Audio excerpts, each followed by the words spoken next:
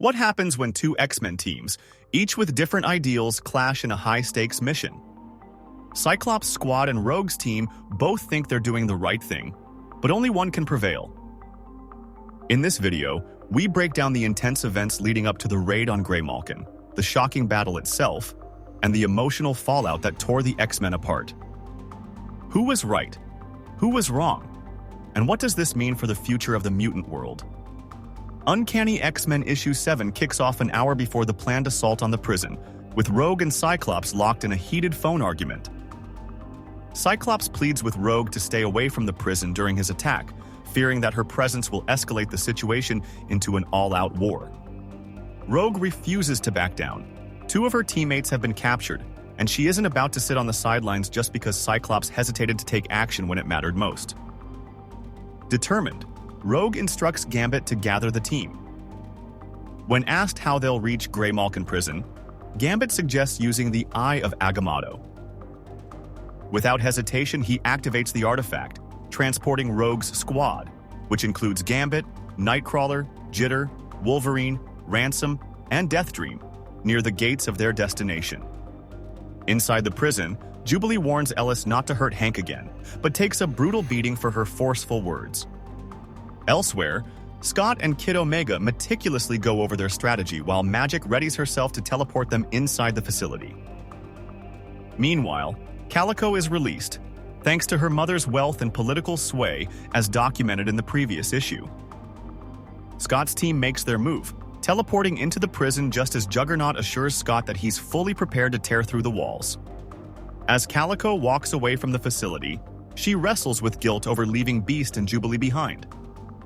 In a moment of resolve, she summons her fiery steed and turns back, ready to storm the prison and free her friends. Rogue's team is still figuring out how to break in when Calico and her blazing horse burst straight through the prison walls. Jubilee manages to pick the lock on her power-dampening anklet using a stolen commissary fork, then sneaks through the prison halls in search of Beast. Using his telepathic abilities, Kid Omega attempts to locate Beast but is hit with a gut-wrenching realization. Something terrible has happened to him. At the same time, Psylocke senses that the mutants imprisoned here have been twisted into something monstrous. Before she can explain, Blob comes crashing through the walls, charging straight at Scott. Luckily, Rogue arrives just in time and absorbs Blob's powers, stopping him in his tracks. With both Rogue's and Cyclops teams now in the same place, the situation grows dangerously tense. Watching from the control room, Warden Ellis orders Scurvy to neutralize Kid Omega and manipulate the two teams into fighting each other. Under the influence, the two factions turn on one another. Ransom lunges at Scott while Idie makes a move against Logan. Meanwhile, Jitter, Psylocke, and Nightcrawler clash in a brutal exchange. Elsewhere in the prison, Calico finally reaches Jubilee and Beast, and the three of them begin their escape. Determined to end the battle, Warden Ellis calls for reinforcements, deploying the Trustees, her indentured mutants, and the Wolfpack to eliminate both teams.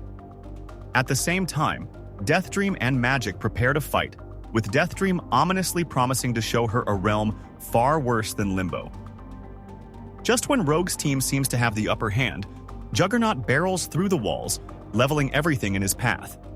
As the dust settles, the destruction reveals a hidden cell, one that Rogue immediately suspects is holding Charles Xavier. But before they can break it open, the Trustees, Blob, Siren, and Wildchild, and the Wolfpack arrive, delivering an ultimatum. Walk away now, or never leave at all. Elsewhere in the prison, Nightcrawler suddenly bamfs into view with Psylocke. Now safely beyond Scurvy's reach, he quickly realizes that the unnatural hostility between them has faded.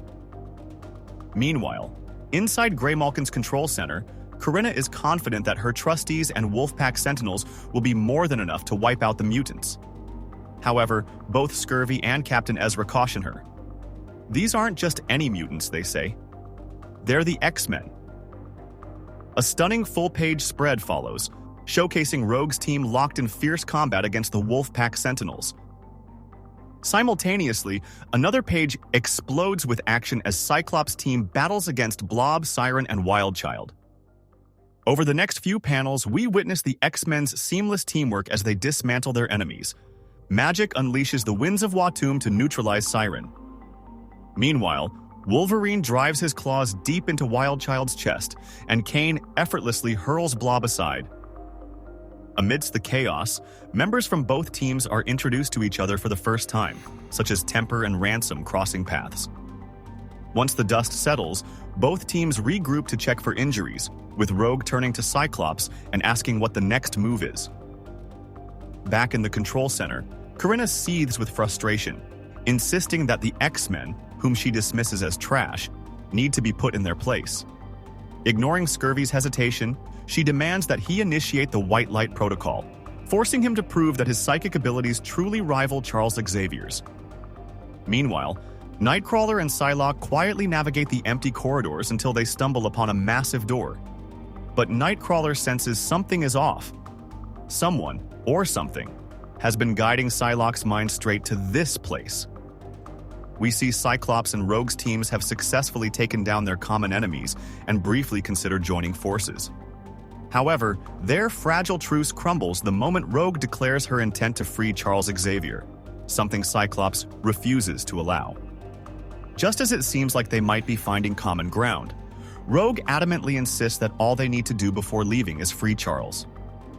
Cyclops shuts her down immediately, making it clear that under no circumstances will he allow Xavier to be released, an answer that infuriates Rogue. Defending his stance, Cyclops argues that with Xavier imprisoned, they are finally free from his influence and able to forge their own paths. But Rogue refuses to accept that, calling him completely wrong. She declares that she won't abandon one of their own, but Scott fires back, saying he won't risk the freedom of every mutant on Earth for one man. Rogue warns him to step aside, or she'll make him, but Scott stands firm. If she wants Xavier free, she'll have to kill him first, and if it comes to that, there's no turning back. As their argument escalates, Scurvy approaches the feuding leaders and activates the White Light Protocol, smugly informing them that none of them are leaving. He states they gravely underestimated his power, considering he's the one keeping the world's most powerful telepath, Charles Xavier, locked away. The moment he activates the protocol, a blinding white light engulfs every mutant present, disorienting them completely. Meanwhile, Kane, fighting against the protocol's effects, pushes himself to try to tear open the door in a desperate bid to free Charles. As the light fades, everyone's vision gets a little clearer, revealing Nightcrawler and Psylocke standing beside a newly freed Charles Xavier. He thanks Kane for his efforts, but then delivers a shocking revelation. He is not Inmate X. As he stands before them, the true prisoner remains unknown. We get a brief glimpse into the past, revealing Philip, now known as Scurvy, before his body was ravaged by his own abilities. There was a time when he and Warden Ellis were more than just allies. They were lovers, but the relentless toll of his mutant powers slowly consumed him. The scene shifts to the X-Men, who are writhing in agony, helplessly suspended in midair outside the hidden prison cell. Scurvy, meanwhile, admits to himself that following Ellis was a mistake, and he's fully aware that other mutants will hate him for the blood he's about to spill tonight. Rogue's internal monologue details their desperate struggle to use their abilities, hindered by the White Light Protocol that Scurvy has deployed against them. Kane, under strict orders to keep Rogue restrained, crashes into her with brute force, while Charles Xavier and Scurvy exchange introductions before engaging in an invisible yet intense telepathic battle.